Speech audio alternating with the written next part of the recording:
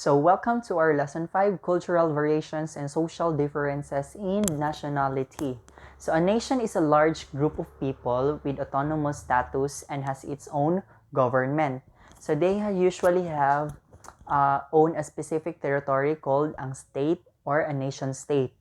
In the last lesson of this unit, we will discuss about the nation and nation states are related to people as social actors or members in the society. So we have here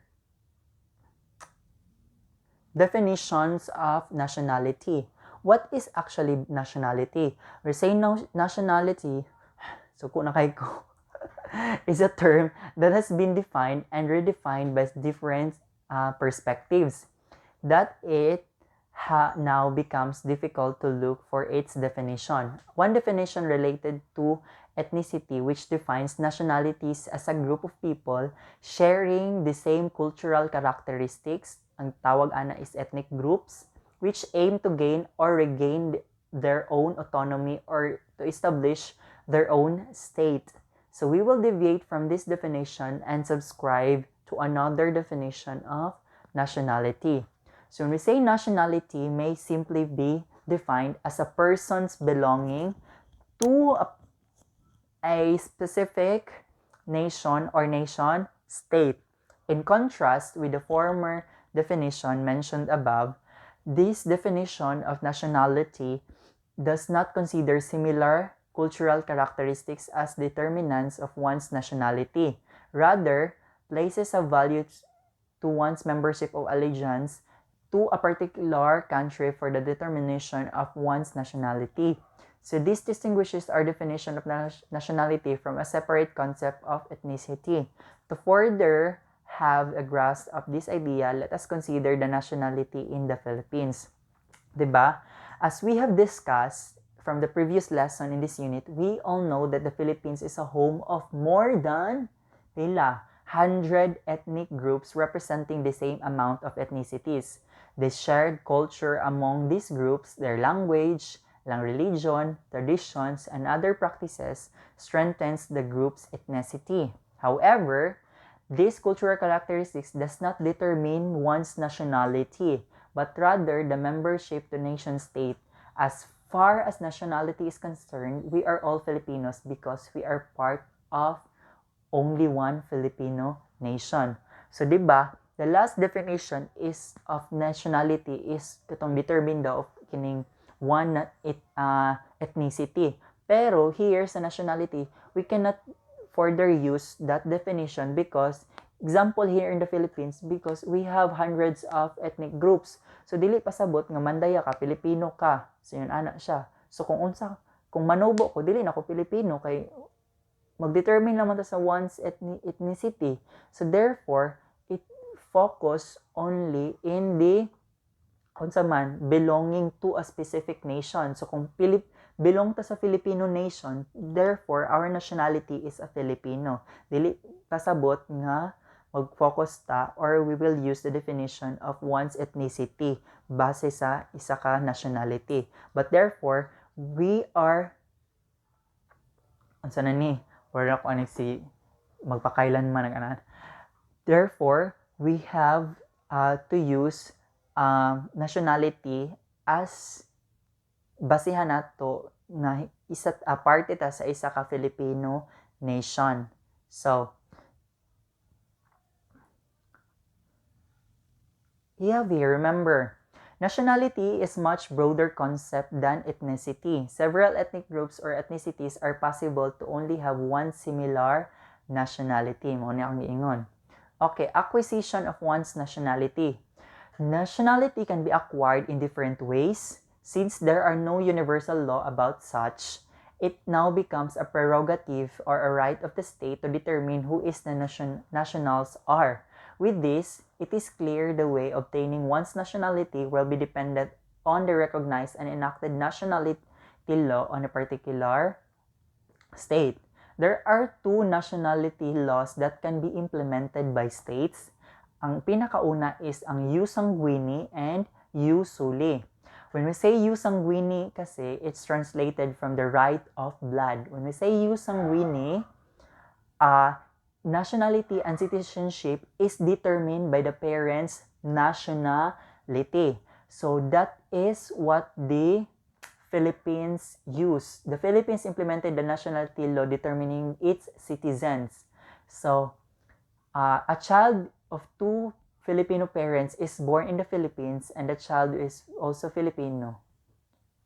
Pag ang bata naa siya both Filipino blood na parents, therefore, ma-determine na to through sa ginagamit na gina-implement sa state na to, which is the jus sanguinis.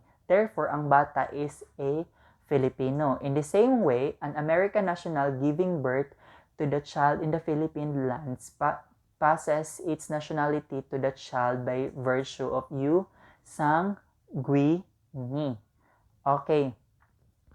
And then, other nationality law is commonly used in states is jus soli. Usually, ang Americans, United States, nagagamit sila aning jus soli.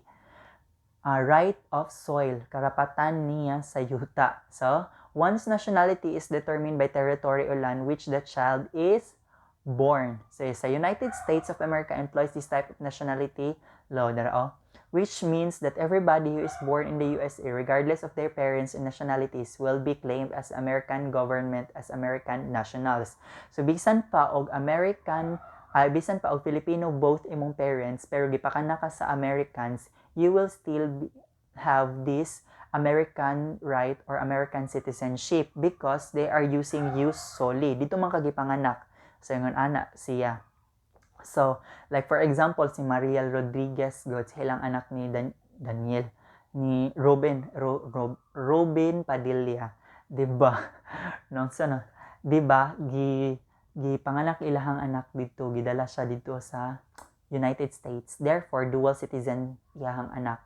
Kung gamiton niya ang jus sanguinis, ang iyang anak is Filipino citizen gyapon siya. It's because iyang both parents are Filipino citizens and Filipino by blood.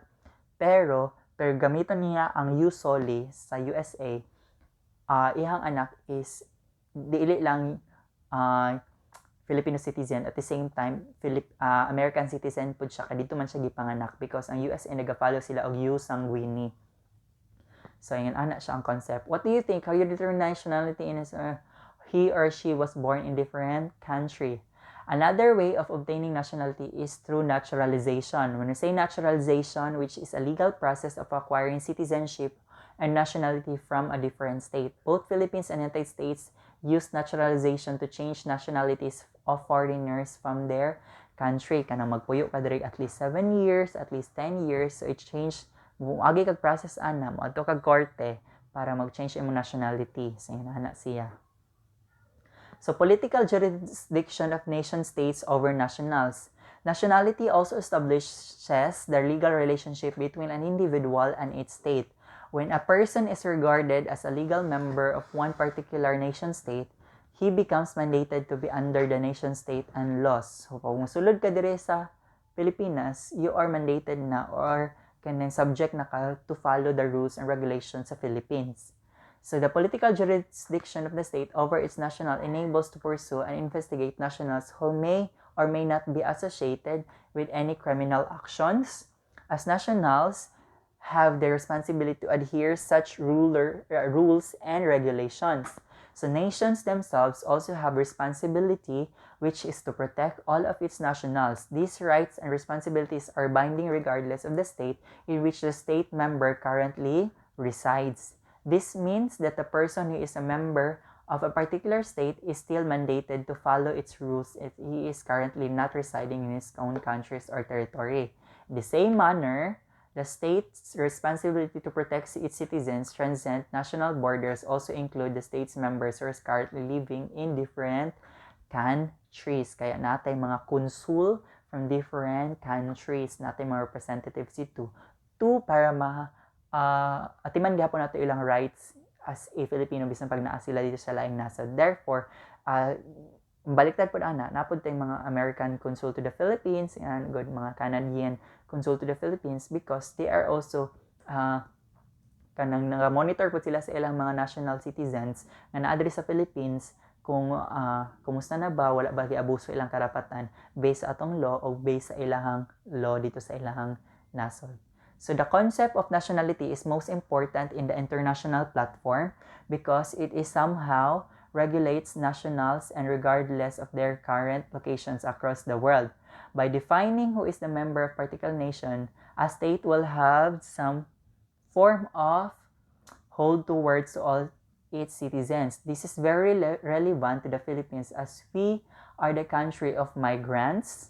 So, daghan kay tag mga nagpuyo diri nga tagalaing nasod. Since many Filipinos are working and daghan pud tag katong ang mga Filipinos nga nagpuyo sa laing nasod.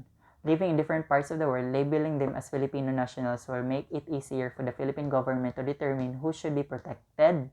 So, dapat na siya label as Filipino nationals para makabalot pa kinsa lang ang atong protektahan. Agencies like Philippine embassies, kana mga embahada, and consulates, katong mga consuls, are established to help fulfill the responsibility of the state towards its members. Sa mga itong gingon ganina, na mga consul to the Philippines, consul to the Americans, ana.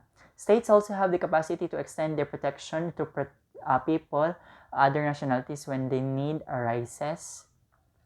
The concept of political asylum allows the person to assume the host nation's nationality in order to afford the same protection being given to original nationals. So, political asylum is usually granted to people who are persecuted by their own states because of their ethnicity, nationality, and religion, race, and other factors. So, Albert Einstein is the theoretical physicist who was known for his development in the theory of relativity.